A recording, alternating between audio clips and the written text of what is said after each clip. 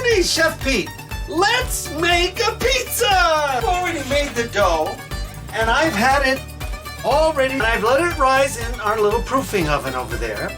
And then what I'm gonna do now is get some flour. Make sure I've got flour here on my board. And I've let it rise. Okay? And if you've never had rosemary, it's kind of a piney, woodsy deliciousness. It makes back to the earth. Aromatic. Aromatic, just great. And it goes specs in here. I've put fresh rosemary, okay? So here I specs in here. I have a bag because we have rosemary. Add it into our dough while the machine is making it. So then I'm gonna start rolling this out because today I decided instead of going a round shape, I'm going to tell you, what is this on the bottom of the pan that I put? Okay, cornmeal.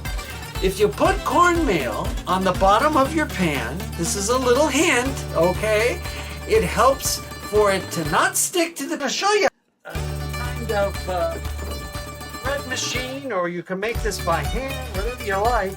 And what I do is I use the bread machine because it's much easier on an old wrist than my hands. So I'm gonna punch this down like this, just like this.